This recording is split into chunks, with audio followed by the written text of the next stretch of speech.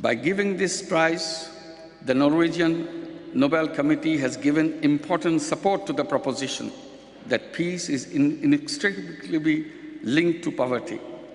Poverty is a threat to peace. World's income distribution gives a very telling story. 94% of the world income goes to 40% of the world population, while 60% of the people live only with 6% of the world income. Half of the world population lives on $2 a day. The millennium began with a great global dream. World leaders gathered at the United Nations in 2000 and adopted, among others, historic goal to reduce poverty by half by 2015. Never in human history had such a bold goal have been adopted by the entire world in one voice, one that specified time and size. But then came September 11 and the Iraq War, and suddenly the world became derailed from the pursuit of this dream, with the attention of the world leaders shifting from the war on poverty to the war on terrorism. Till now, over $530 billion has been spent on the war in Iraq by the USA alone. I believe terrorism cannot be won by the military action. Terrorism must be condemned in the strongest possible language. We must stand solidly against it and find all the means to end it. We must address the root cause of terrorism to end terrorism for all time to come. I believe that putting resources into improving the lives of the poor is a better strategy than spending it on guns.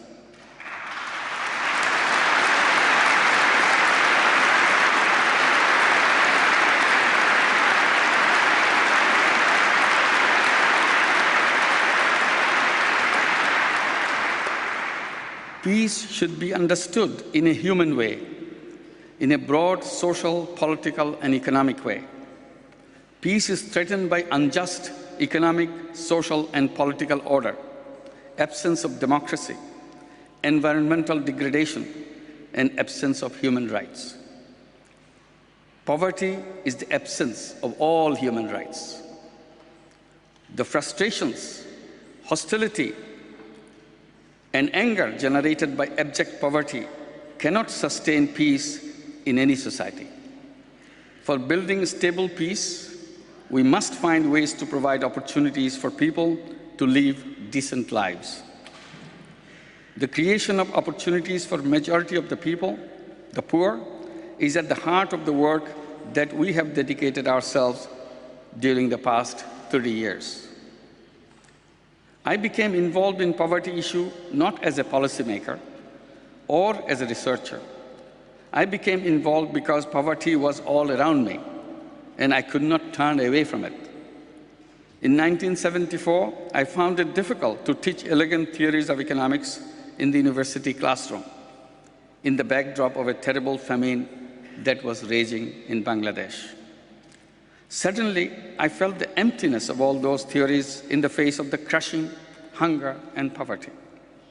I wanted to do something immediate to help people around me, even if it was just one human being, to get through another day with a little more ease. That brought me face to face with poor people's struggle to find tiniest amounts of money to support their efforts to eke out a living. I was shocked to discover a woman in the village borrowing less than $1 from the moneylender on the condition that he would have the exclusive right to buy all she produces at the price that he decides. This, to me, was a way of recruiting slave labor. I decided to make a list of the victims of the money lending in the village next door to the campus. When my list was complete, I had names of 42 victims who borrowed a total amount of $27. I was shocked. I offered this $27 from my own pocket to get these victims out of the clutches of the moneylenders. The excitement that was created among the people by this action got me further involved in it. If I could make so many people so happy with such a tiny amount of money, why shouldn't I do more of it? That's what I have been trying to do ever since. The first thing I did was try to persuade the bank located in the campus to lend money to the poor, but that didn't work. They didn't agree. The bank said that the poor are not creditworthy. After all my efforts for several months, when it failed, I offered to become a guarantor for the loans to the poor. When I gave the loans, I was stunned by the result I got. The poor paid back their loans on time, every time. But still, I kept confronting difficulties in expanding the program to the existing banks. That was when I decided to create a separate bank for the poor. I finally succeeded in doing that in 1983. I named it Grameen Bank, or Village Bank. Today, Grameen Bank gives loans to nearly 7 million poor people. 97% of them are women in 73,000 villages of Bangladesh. Grameen Bank gives collateral-free, income-generating loans, housing loans, student loans, and microenterprise loans to the poor families, and offered them a host of attractive savings, pension funds, and insurance products for its members. Since it introduced them in 1984, housing loans have been used to construct 640,000 houses. The legal ownership of these houses belongs to the women themselves. We focused on women because we found giving loans to women always brought more benefits to the family. In a cumulative way, the bank has given out a loan totaling about $6 billion, repayment rate 99%. Grameen Bank routinely makes profit. Financially, it is self-reliant and has not taken donor money since 1995. Deposits and own resources of Grameen Bank today amount to 143% of all the outstanding loans. According to Grameen Bank's internal survey, 58% of our borrowers have crossed the poverty line. Grameen Bank was born as a tiny homegrown project run with the help of several of my students, all local girls and boys. 3 of these students are still with me in Grameen Bank after all these years as its topmost executives. They are here today to receive this honor you gave us.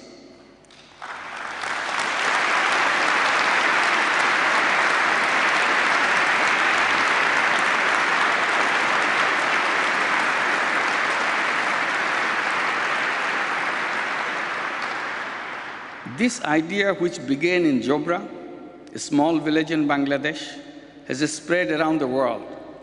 There are now Grameen-type programs in almost every country in the world. It is 30 years now since we began. We keep looking at the children of our borrowers to see what has been the impact of our work on their lives. The women who are our borrowers always gave topmost priority to the children. One of the 16 decisions developed and followed by them are to send children to school. Grameen Bank encouraged them, and before long, all the children were going to school. Many of these children made it to the top of their classes. We wanted to celebrate that, so we introduced scholarships for talented students. Grameen Bank now gives 30,000 scholarships every year. Many of these children went to the higher education to become doctors, engineers, college teachers, and other professionals. We introduced student loans to make it easy for Grameen students to complete their higher education. Now, some of them have even PhDs. There are 13,000 students on the student loans. Over 7,000 students are added to this number annually. We are creating a completely new generation that will be well equipped to take their families way out of the reach of poverty. We want to make a break in the historical continuation of poverty. In Bangladesh, 80% of the poor families have been reached with microcredit. We are hoping that by 2010, all 100% of the poor families will be reached with microcredit. 3 years ago, we started an exclusive program focusing on the beggars. None of Grameen Bank's rules apply to them. Loans are interest-free. They can pay whatever amount they wish, whenever they wish. We gave them the idea to carry small merchandise such as snacks, toys for the kids, or household items for the housewives when they go from house to house for begging. The idea worked. There are now 85,000 beggars in the program. About 5,000 of them have already stopped begging completely. They are now house-to-house salesperson rather than house-to-house beggars. Typical loan to a beggar is only $12. We encourage and support every conceivable effective intervention to help poor fight out of poverty. We always advocate microcredit in addition to all other interventions, arguing that microcredit makes all other interventions work better. Information and communication technology is quickly changing the world, creating distanceless, borderless world of instantaneous communications. Increasingly, it is becoming less and less costly. I saw an opportunity for the poor people to change their lives if this technology could be brought to them to meet their needs. As a first step to bring information technology to the poor, we created a mobile phone company, Grameen Phone. We gave loans from Grameen Bank to the poor women to buy mobile phones to sell phone services in the villages. We saw the synergy between microcredit and information technology. The phone business was a success, was a roaring success, and became a coveted enterprise for Grameen borrowers. Telephone ladies, as they are called, learned and innovated the ropes of the telephone business, and it has become the quickest way to get out of poverty and to earn social respectability. Today, there are nearly 300,000 telephone ladies providing telephone service in all the villages of Bangladesh. Grameen Phone has more than 10 million subscribers and is the largest mobile phone company in the country. Although the number of telephone ladies is only a small fraction of the total number of subscribers, but the telephone ladies, generate 19% of the revenue of the company. Out of the 9 board members who are present here today, 4 of them are telephone ladies.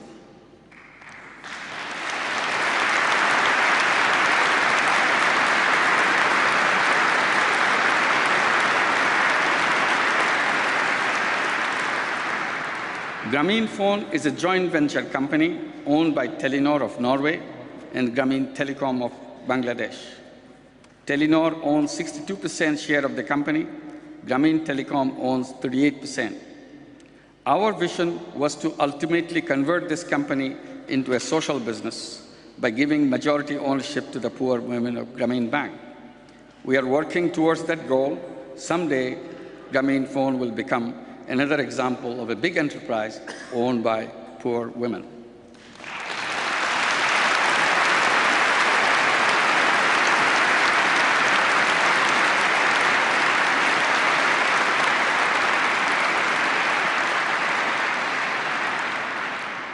Capitalism centers around free market.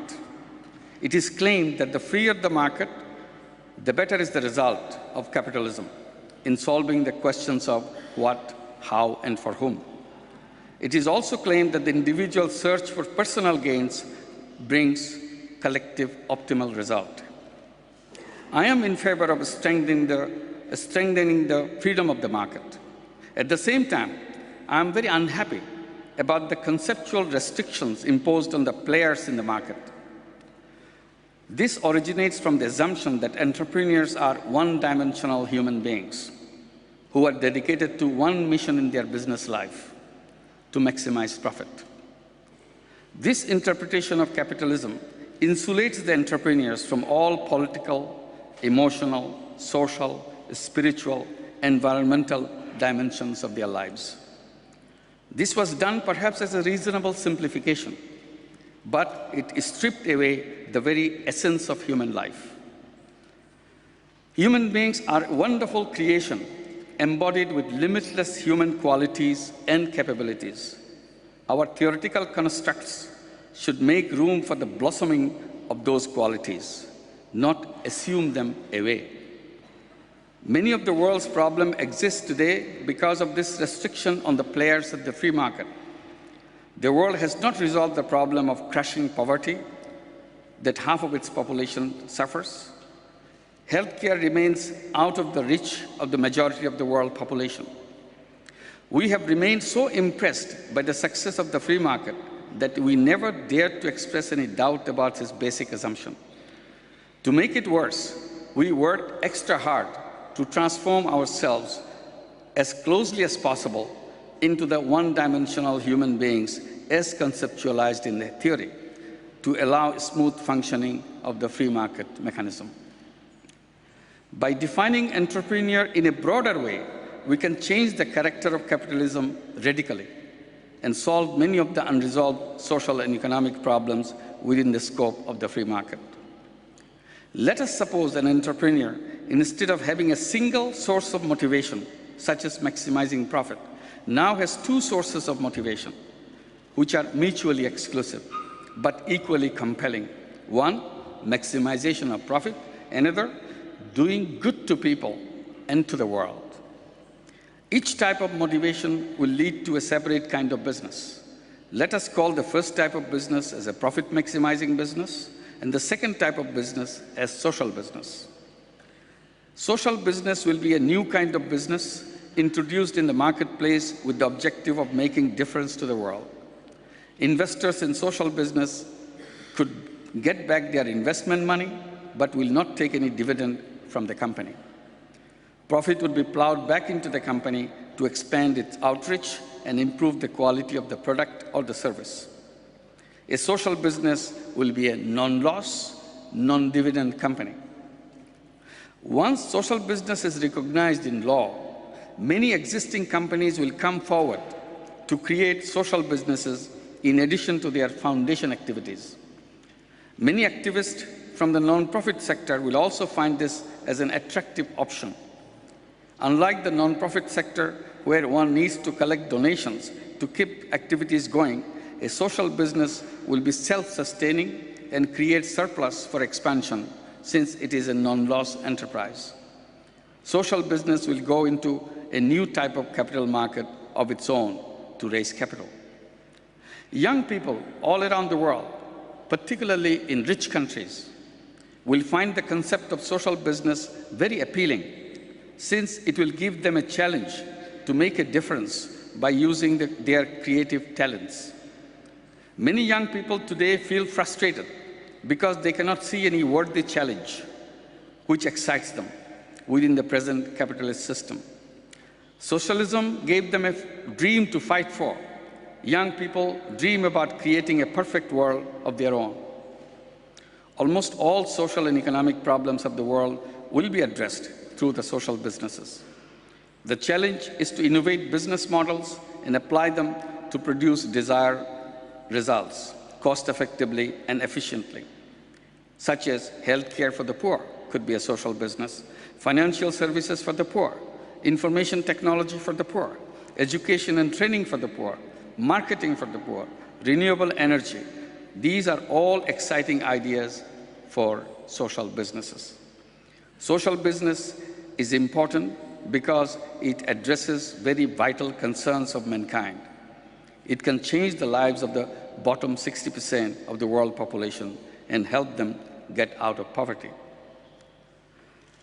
Even profit-maximizing companies can be designed as social businesses by giving full or majority ownership to the poor. This constitutes a second type of social business. Grameen Bank falls under this category of social business. It is owned by the poor. The poor get the shares of these companies as gifts by the donors, or they could buy the shares with their own money. The borrowers of Grameen Bank buy the shares of Grameen Bank with their own money, and these shares cannot be transferred to non-borrowers. A committed professional team does the day-to-day running of Grameen Bank. Bilateral and multilateral donors could easily create this type of social business. When a donor gives a loan or a grant to build a bridge in a recipient country, it could create instead a bridge company owned by the local poor. A committed management company could be given the responsibility of running that company. Profit of the company will go to the local poor as dividend and towards building more bridges. Many infrastructure projects like roads, highways, airports, seaports, utility companies could all be built in this manner. Grameen has created two social businesses of the first kind. One is the yogurt factory to produce fortified yogurt to bring nutrition to malnourished children of Bangladesh. This is a joint venture with Danone. It will continue to expand until all malnourished children of Bangladesh are reached with fortified yogurt. Another is a chain of eye care hospitals. Each hospital will undertake on an average of 10,000 cataract surgeries per year at differentiated prices to the rich and the poor.